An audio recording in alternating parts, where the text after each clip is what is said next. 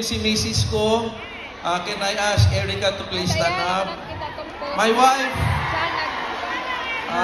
sa mga hindi pa po nakilala, kami po yung nasa Dr. Richard and Erica Mata Facebook page. Okay, 2.6 million followers po tayo. At talagang, bakit ako pumasok, di ba? Alam ko yun ang tanong eh. Bigla akong pumasok, late akong nag-decide, kaya hindi kagad ako nakapasok sa PDP. Nung nag-usap kami ni Dr. Willie Ong, kilala nyo naman si Dr. Willie Ong, di ba? Ako ang unang tinawagan niya. Sabi niya, ikaw pa lang ang may alam, tsaka si Lisa. May cancer ako. Yun ang sinabi niya sa akin.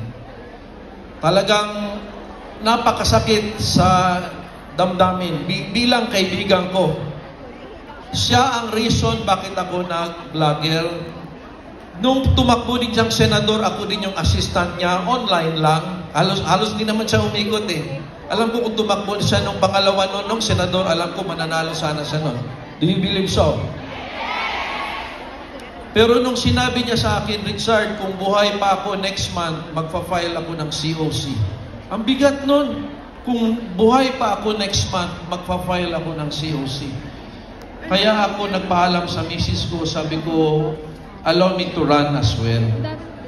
Magpapahinga si Doc Willie, kailangan meron ding magkampanya para sa kanya.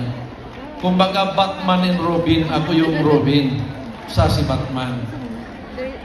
But then again, nabalitaan nyo, although the good news is, nag-improve po siya, healthy na po si Doc Willie, ang palakpakan natin ng Diyos. Kaya lang, kailangan daw niya munang magpahinga kasi every 10 days pupunta siya ng Singapore for the treatment. So medyo kailangan munang mag-rest. Kaya ang request ko, and I know Dr. Willie Ong will agree, yung iboboto nyo kay Dr. Willie Ong, pwede nyo namang ibibigay na lang sa akin. And of course, vote straight sa PDP laban, of course. Si Pastor Kibuloy kay Tagadawa Manjud ko, no question yun si Pastor Kibuloy. Bata pa ko, sige na kong tanaw sa TV. Nanonood ako ng TV. Ang sabi ni Pastor Kibuloy, itong lugar namin damuhan. Pero balang araw, magiging syudad ang lugar na to. Yan sa buhangin, di ba? Sa Diversion Road. Damuhan yan. Damuhan yan. After a few years, naging airport, naging syudad.